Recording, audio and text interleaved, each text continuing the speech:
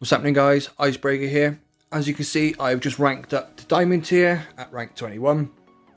I'm going to show you my attack strategies that I'm using right now, and best of all, I'm going to show you how to defeat this base. So stay tuned and let's get into it.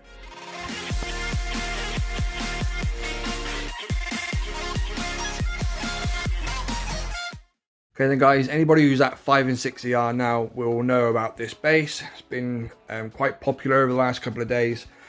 I changed this on the live stream the other day, and it's been an absolute nightmare to try and fall clear. Lots and lots of fizzles, and lots of wasted attacks, and lost stars. But it's not a biggie, because I finally got there, up to rank 21. Let's jump into my tech tree. All I've done really is finished off maxing all my defenses, and I have unlocked Bullet and put him up to tick 4, and that's about it. I changed to the Sky Shield on the live stream from the Shock Blaster. I've maxed out Rocket Choppers too, using them sometimes, but most of the time it's heavies and Gramps, or heavy rifle Gramps, or heavies and rocket choppers, and that's either with Kavan and Second Wind or Bullet and Shock Knuckles. Let's take a quick look at my log. All of these attacks have been with me with this layout, and as you can see, this guy fizzled, and he fizzled, he fizzled, I fizzled, and I fizzled, and then that was a 157 to 143. He fizzled, but I still left one of his. Again, that was another one that I fizzled on, and then they fizzled, and then my boss fight fizzled too, which I actually did him with Seekers. But we'll jump in and I'll show you some of these attacks and exactly what's up. Okay, so the clump bases what are at the back like this. These are absolutely perfect for Seekers, and it is really easy. So all you need to do is, when you land your troops, you need to land one boat of Seekers, and then a second boat, and then the rest. Now, these guys out front, these are our sacrifice on the mines. If these guys have got a Sky Shield, then I would bark the Sky Shield out with 3 barrages. But if they haven't, then I'll just use 1 or 2 barrage just to clear some mines.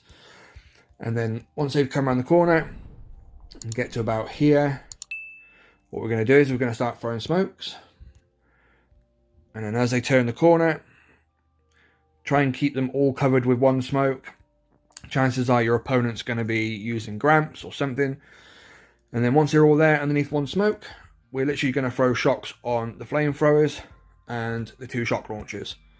And that is pretty much it. As soon as the smoke expires, you'll see the ARs just fall really quick. And then you just need to repeat the shocks on the shock launchers. And that's that.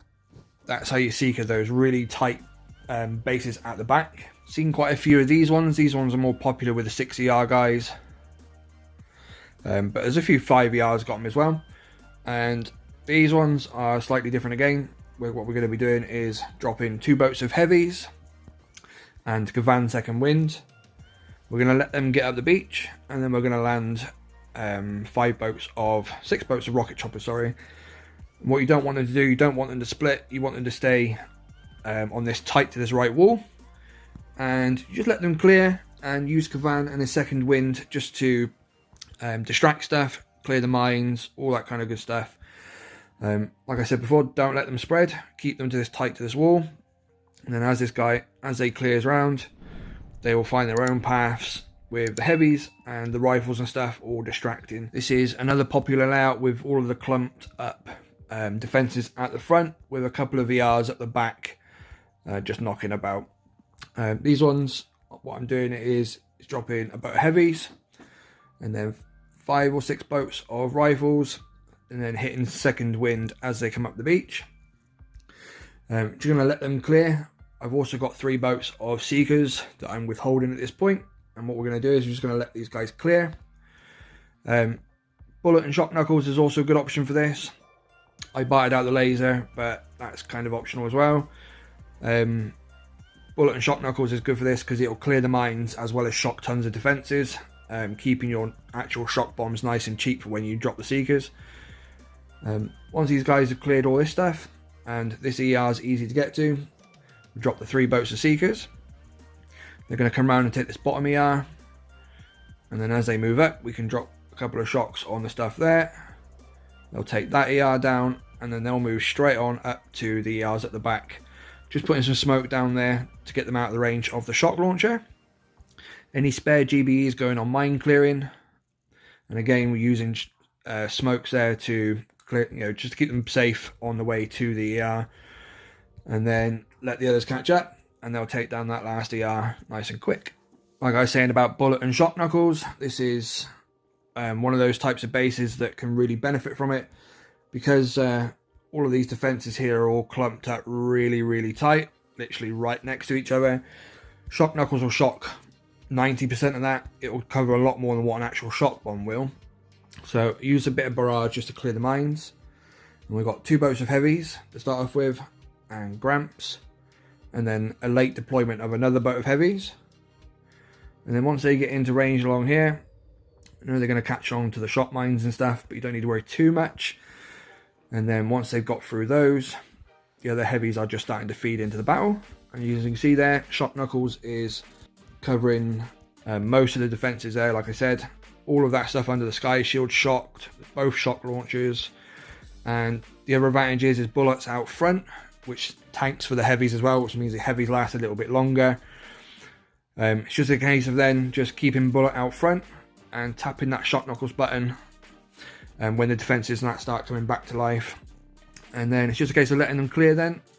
If you can get through this part of the base, then chances are you'll be able to free clear the rest of it.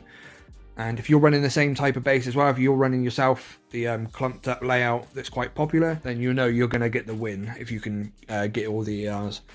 Now this was my boss fight for 21, and I couldn't believe my luck when I seen all the ERs like this across the back. I knew I was going to win this one straight away. So I went with all Seekers, like we showed a minute ago. Again with the delayed drops. So we've got 1 boat out first, followed by a second, and then followed by the rest. I barted out the sky shield. What made this one even better was it was only 1 shock right where the sky shield was there to catch both shock launchers in 1 shock, as well as the Simo and some of the junk as well. So yeah, don't do that. That's noob right there. And then all I did then was just let those first couple of boats of Seekers catch these early mines. Not a big deal.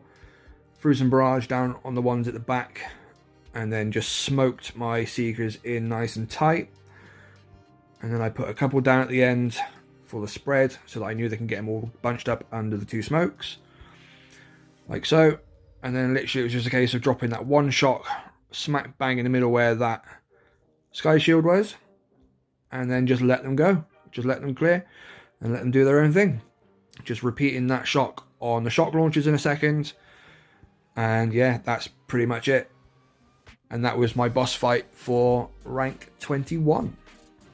So yeah guys, get yourself onto these clump bases, get one that goes in the middle here and uses this bit out to the side to flank stuff as well. Bringing it all the way forward just makes it too easy. Having it here with the bottleneck where all of the troops have got to condense into where these mines are, and then with the flanking rocket launchers, shock launcher and stuff, it's really it's a nightmare to get through. Late deployment of your troops will help feed those meat shields into the hit. So don't drop all of your heavies and all your rifles out front first. Drop them like 1 or 2 boats at a time. Keep them nice and delayed. Otherwise, they're all going to hit the first row of mines, they're all going to hit the first row of defenses, and they're all going to melt together and you'll fizzle. So don't do that. Delay deployment. Scout properly. Seekers for those ones that are clumped up at the back. Heavies and rocket choppers for the ones that are thin, but make sure you always keep to the right. Don't let them spread. And yeah, that's pretty much it. That's what's got me to Diamond this season. So I'm pretty happy with that. There's only 4 days left, so that's going to be me parking up for this season. Catch you on the next live stream, probably for a fun op very soon, hopefully. Got my new PC to stream with, so looking forward to that. Anyway guys, that's it for this video. I will catch you next time, and as always, happy shipping.